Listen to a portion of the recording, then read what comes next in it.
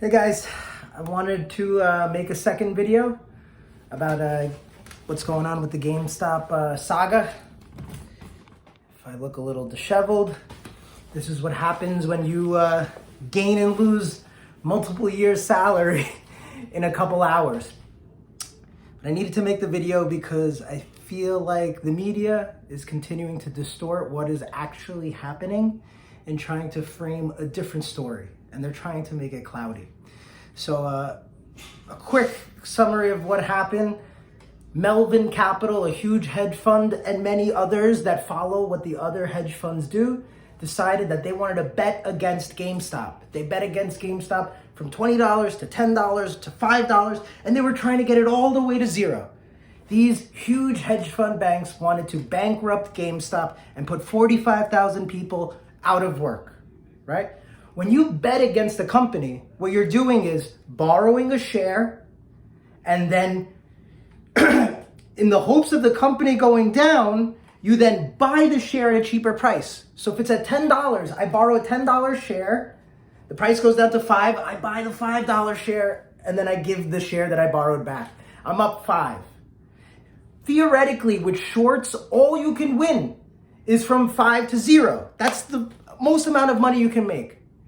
The most you can lose is endless because it can go from 5 to 10 to 15 to 20 to 25 to 500.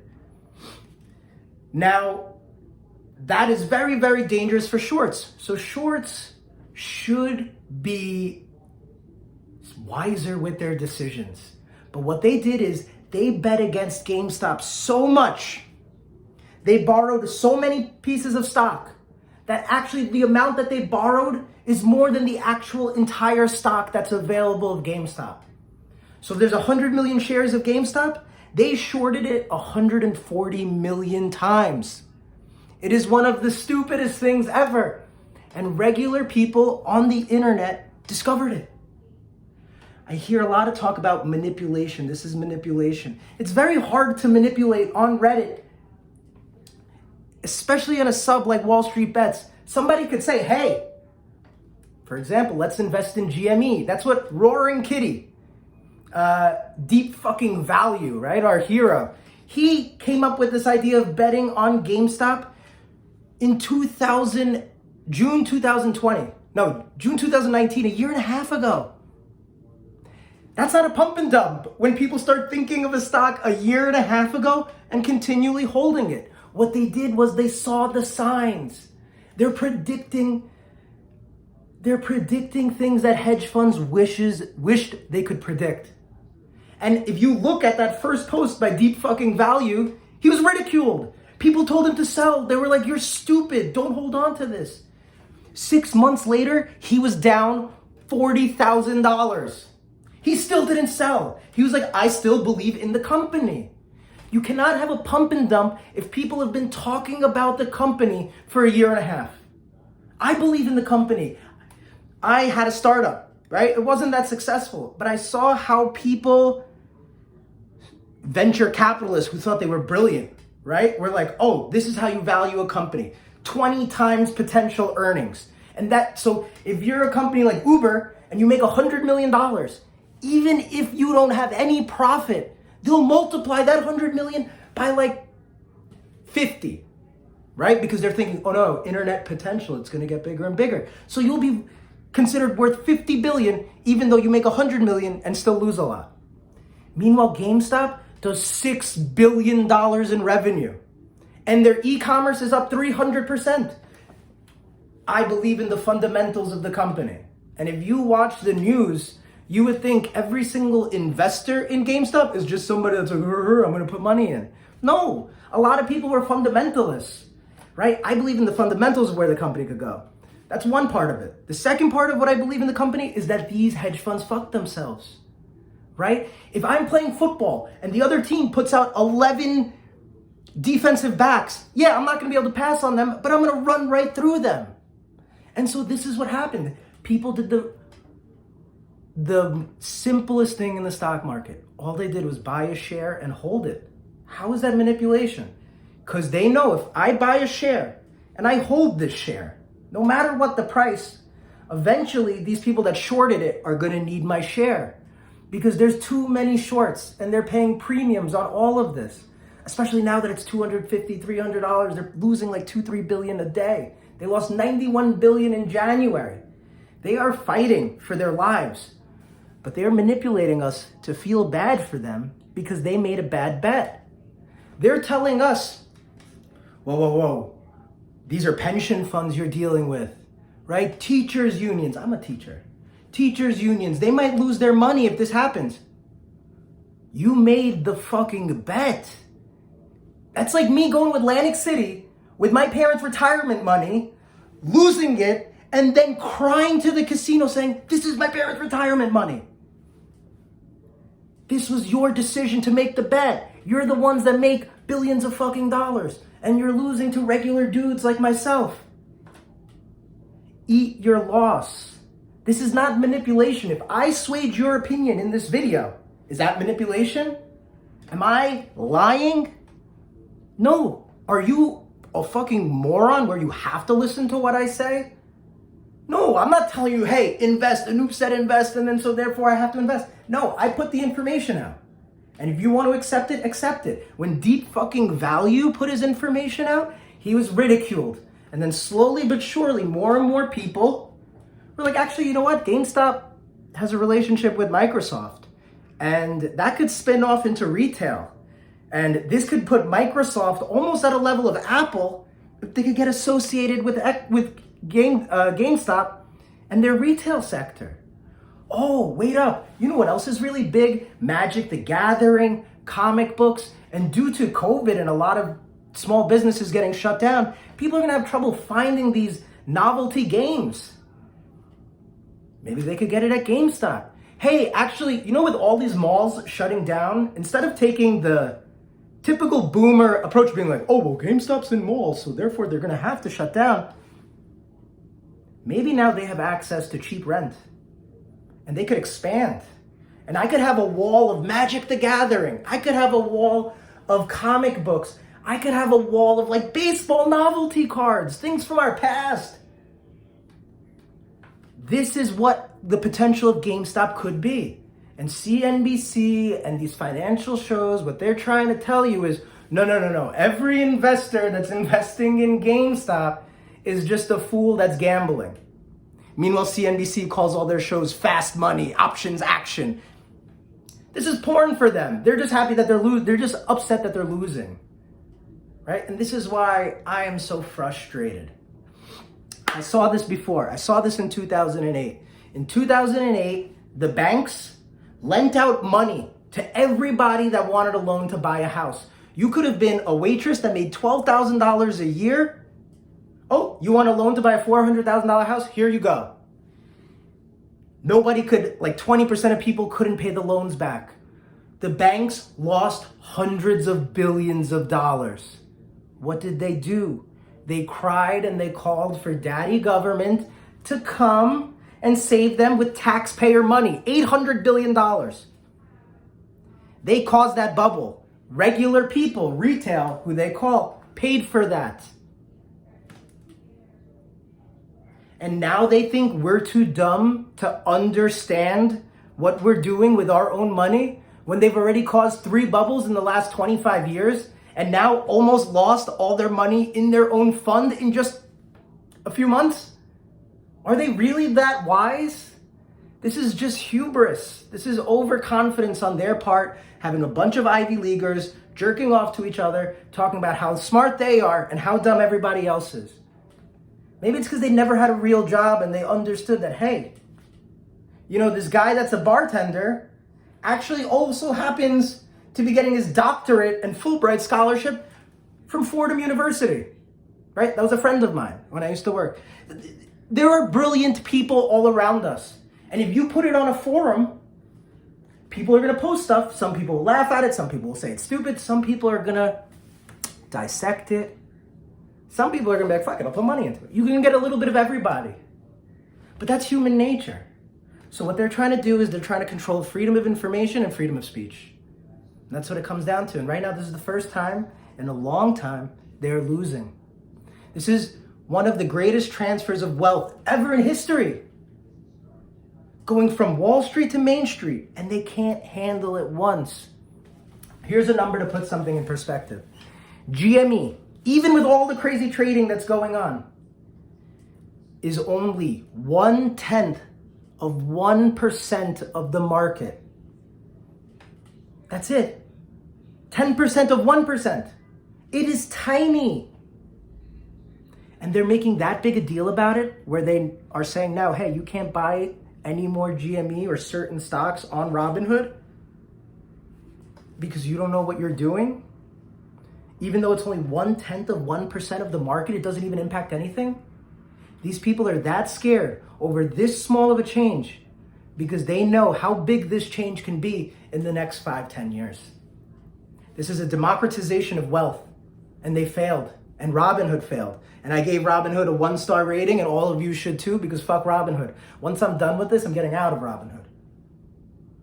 Robinhood is owned by Citadel.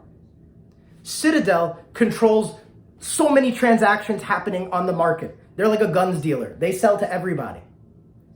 But Citadel gave Melvin Capital $2.75 billion on Monday. And now they told their other company, Robinhood, hey, make sure people can't buy GME. How is that not market manipulation? Are you telling me that's kosher? But me making a post on Reddit saying, hey, I'm thinking about buying GME, not even thinking about buying GME. Hey, I bought GME. Check out the screenshot.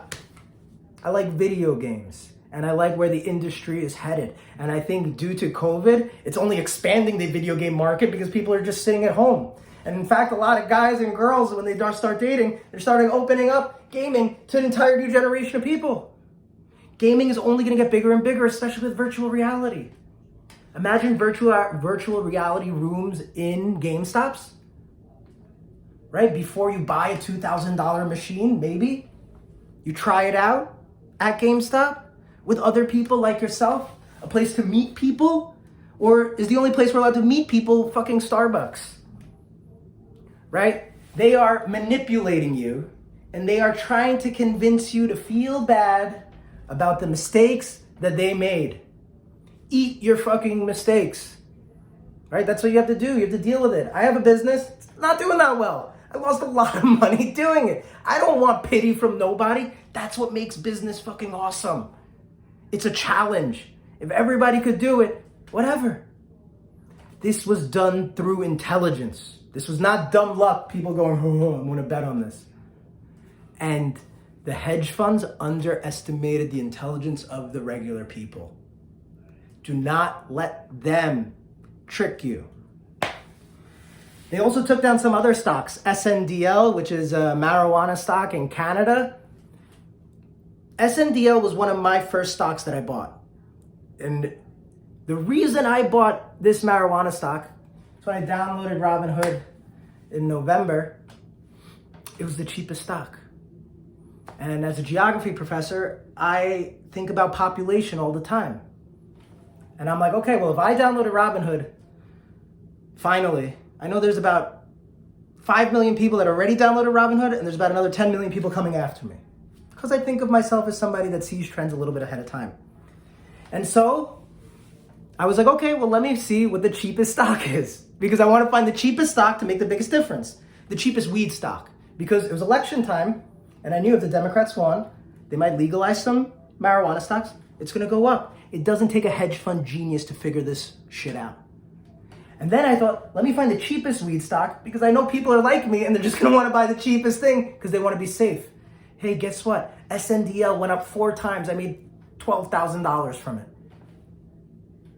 I read about it. People told me about it. I discovered it. I'm an intelligent person. These are not crazy lunatics that are all investing.